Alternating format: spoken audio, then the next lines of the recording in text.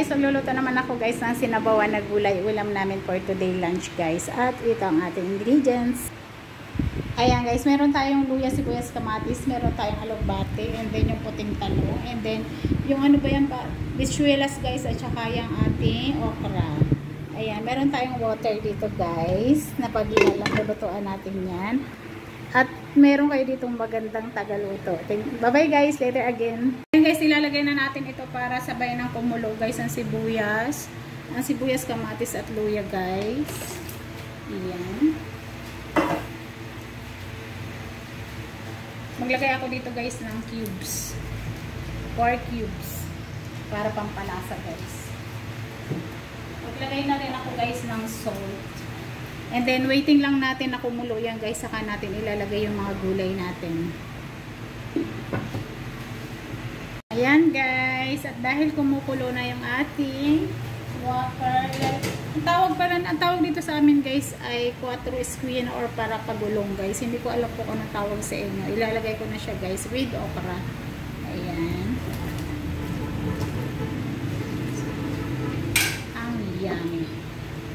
Takpan muna natin guys. Mamaya na natin ilalagay yung talong at saka alugbate.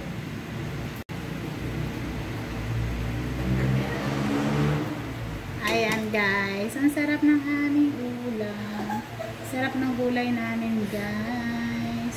Now guys, ilagay na natin yung talong. Yung talong guys, ilagay na natin. Ay! Ang dami niya. Wow, ang sarap guys. Oh. Ito ang nakakamiss na gulay guys sa province. Yung sa bukid ka nakatira, ganito with malunggay. Wow, yummy. Takpan ulit natin. Alugbate ang sunod guys.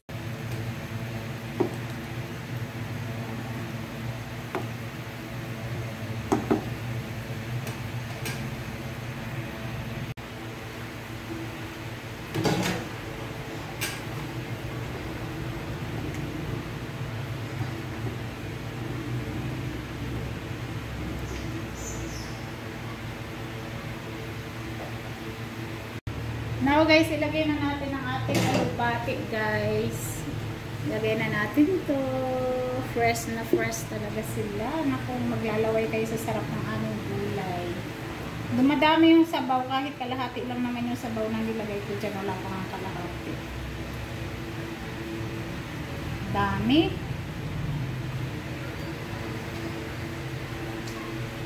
Yan lang kakainin ko guys. Hindi ako magra-rice.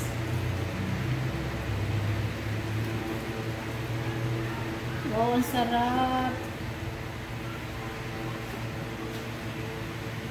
So, finished product ng ating gulay for lunch.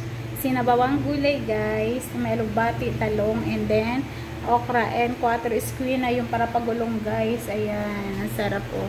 Ilagyan lang natin ng sibuyas, kamatis, luya, asin. At naglagay tayo ng cubes dyan guys. 4 cubes, pampalasa.